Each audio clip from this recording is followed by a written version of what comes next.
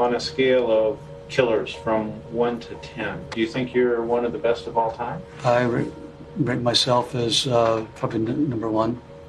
So that's pretty damn good, isn't it? That's pretty good, yeah. 家里，李奇微是一个外表看起来有些猥琐的人。他身材矮小，头发稀疏，戴着眼镜，留着辉煌的胡须，怎么看都不像是一个犯下80起谋杀案的人。他的名字可能知道的人不多，但他的绰号却能震惊全美。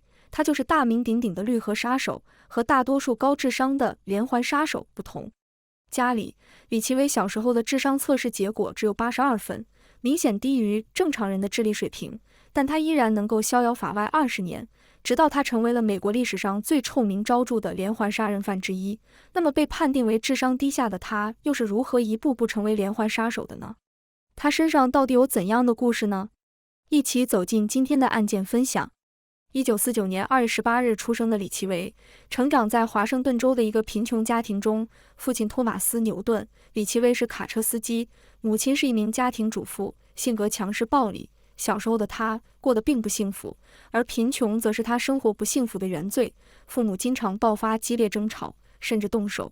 这些争吵当中，他的母亲大部分时候会处于上风，而母亲对于李奇微的凶狠态度以及时常施加的暴力，也让他从小就不喜欢自己的母亲，反而非常恨他。暴力带来的惊吓，使得李奇微经常尿床，一直持续到他13岁。而每次尿床之后，他的母亲都会用水给他清洗。年龄大了的他对此事感觉到无比的羞辱，这让他对母亲的恨意越来越深。李奇微患有阅读障碍，他的学习成绩总是不尽如人意，学校的生活也没有让他交到任何朋友。学校对他进行了智商测试，结果显示他的智商只有82，正常人的智力分数应该在90至109分之间，这让他成了班级里的嘲笑对象。受到排挤和孤立的他，性格也变得越来越极端和扭曲。在他16岁时，为了体验杀人的感觉，差点捅死一名6岁的小男孩。由于当时还尚未成年，小男孩最后也被抢救过来。李奇微最后也没有受到多重的处罚，这件事最后就不了了之了。上了高中的他留级了2次，在20岁时才完成了自己的高中学业。毕业后的他和19岁的高中女友克劳迪亚·克雷格结了婚。婚后不久，李奇微就参军，进入到了部队当中，并被派遣到前线参加战争。从新婚燕尔到聚少离多，李奇微最终没有守住婚姻的誓言。他被自己强烈的欲望驱使着，在服役期间多次跟风尘女子进行交易。即使在感染了性病之后，他也没有停止，也没有要做防护的意思。而耐不住寂寞的克劳迪亚，也在他服役期间给他戴上了绿帽子。之后，李奇微在军队中的胡乱作为，不知怎么的就传到了克劳迪亚的耳朵里。虽然他也出轨了，但她仍然不能接受自己的丈夫这样的行为，之后就提出了离婚。这段婚姻只维持了短短的1年时间，而李奇微也得知了妻子出轨的事实。他对妻子极端厌恶，甚至直接骂她妓女，这也让他内心对这些风尘女子产生了极大的恨意。退役后的他找到了一份卡车油漆工的工作。离婚之后的他对男女欢愉之事有着极端强烈的欲望，所以他会时不时的出门找人交易。这种情况一直持续到他的第2段婚姻开始。1973年，他和玛西亚·温斯洛结婚，两人于1975年有了自己的第1个孩子。结婚后的李奇微并没有在自己的嫖娼行为上有收敛，他依然偷偷摸摸地进行着交易。生完孩子的玛利亚身材变胖，但是在经过一次胃部手术之后瘦了下来。瘦下来的玛利亚像开启了新生一样，让她在其他男性眼里的魅力倍增。这些事李奇微看在眼里，他非常芥蒂玛利亚在其他男人眼中的形象，后来慢慢发展成对玛利亚的怀疑。他怀疑玛利亚在外头有了新欢，两人的婚姻也因此产生了裂痕。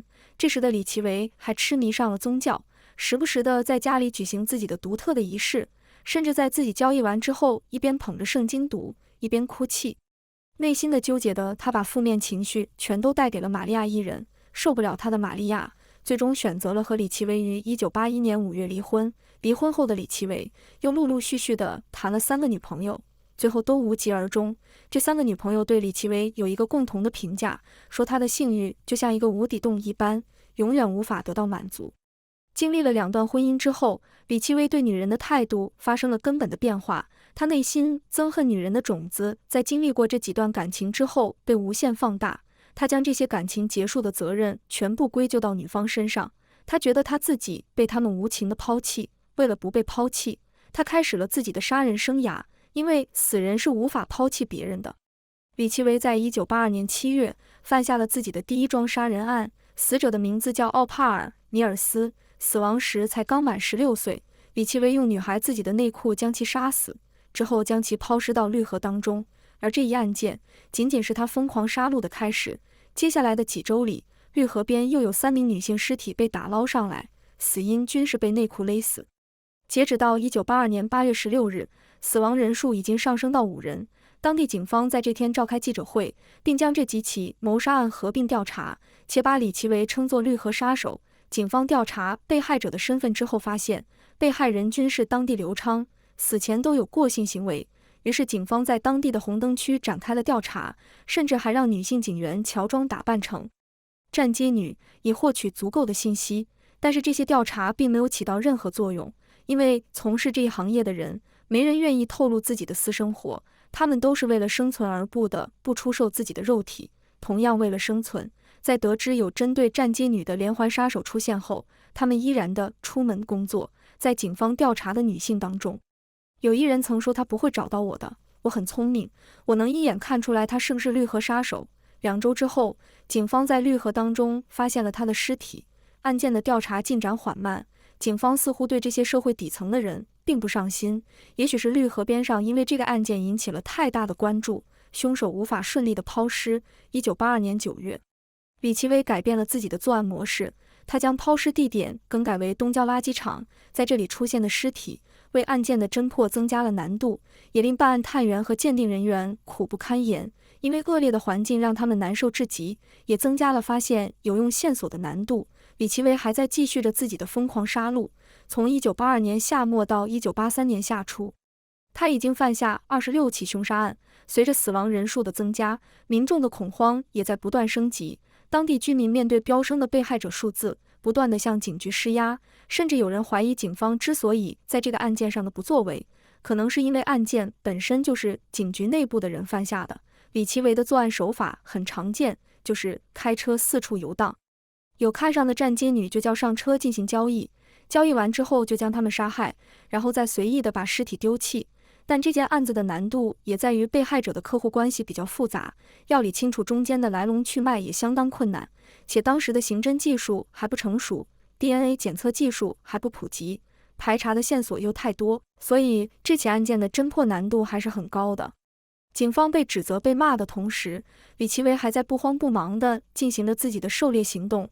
1983年冬到1984年春，又在绿河边上出现了4名女性的尸体，李奇微又再次回到了原来的抛尸地点。这些新出现的尸体仿佛在嘲笑着警方的无能，愤怒的民众更加严苛地指责了警方失职，被害者家属更是歇斯底里。办案警员感觉到了前所未有的压力，他们知道凶手一定会持续的作案，他在这场狩猎狂欢中体会到了无与伦比的快感，他绝对不会停下来。一筹莫展的探员甚至还请教了当时已经入狱了的泰德·邦迪。邦迪也对绿河杀手有所耳闻，只不过邦迪看不上他的作案手法，他觉得对站街女下手是非常低级的行为。但是邦迪也给探员们提供了一些思路，他说凶手诱恋尸癖，很可能会重返现场，或者在抛尸地点附近再次犯案。这个说法也给了警方另一个调查方向，他们派人到抛尸地点进行蹲守，虽然没有抓住李奇微，但却掌握了更多的证据。时间来到了1984年夏天，此时的被害者人数已经来到了40多人。从这个夏天开始，绿河杀手停止了自己的作案，他好像凭空消失了一样。在此之后的10多年间，警方就像在追踪一个幽灵一般，一直没有侦破此案。而此时的李奇微在干什么呢？他找到了自己的第3任妻子朱迪斯·林奇，两人开始约会，并在之后结了婚。对于警方而言，绿河杀手一直没有被抓到是一件非常耻辱的事情，他们也从来没有放弃过对绿河杀手的追捕。时间来到2001年，此时的李奇微已经不犯案多年，但警方仍然从当年的一名受害者女性的证物上面提取到一份完整的 DNA， 这份 DNA 后来被证实就是属于李奇微的。但是警方也不得不承认他们当年的调查有决策性上面的失误，因为他们当年曾把李奇微当作重点嫌疑人排查过，那时已知的被害者人数超过20人，如果当时就能将李奇微定罪，那么后来的被害人可能就不会有此遭遇。警方在1983年的时候就怀疑过李奇微，起因是玛利亚·梅尔瓦的失踪案。玛利亚失踪前正在跟她的皮条客男友在公路边的餐厅吃饭，中间男友接到了一个电话，打完电话之后就发现玛利亚不在原来的位置上了。他着急地寻找玛利亚，正在此时一辆皮卡车从他眼前驶过，尽管很快，但他还是看到了坐在车上的女友，而开车的司机是个中年男人。玛利亚的男友迅速反应过来，他开车迅速跟上了这辆皮卡车，在后面他发现玛利亚不像是被绑架了，他还在跟司机有说有笑的谈话。之后男友跟丢了玛利亚，这是他最后一次看到玛利亚。随后男友报了警，警方根据他的描述找到了那辆皮卡车，当时这辆车正停在离脱衣舞街不远的一栋房屋前面。探员们找到皮卡的主人，这人正是李奇微。面对警方的询问，李奇微不慌不忙地回答了所有问题，而警方也看对方举止彬彬有礼，脸上挂着微笑，看着也不像坏人。在警方没拿到搜查令之前是没办法对李奇微的住宅内搜查的，但是他们把李奇微带进了警局当中，为了预防万一，他们还是对李奇微进行了测谎。结果李奇微顺利地通过了测谎，于是警方就根据这个结果，将李奇微的嫌疑彻底排除。李奇微被捕时已经跟朱迪斯一起生活了10几年了。对于丈夫的被捕，朱迪斯始终不相信自己内外表文质彬彬的丈夫会是丧心病狂的绿河杀手。李奇微在朱迪斯眼中是完美的，两人的婚后生活也非常幸福，这也可能是李奇微停止作案的原因之一。被捕后的李奇微始终坚称自己是清白的，他承认自己着急上瘾，但绝对不可能是个杀人凶手。撒谎对他来说简直是手到擒来的事情，他能完善地编制出一个完美的谎言，这与他当年的智商测试显示智力低下可完全不一样。很明显，李奇微在撒谎这一方面来说，智商是高于普通人的。难道当年他的智商测试不准确吗？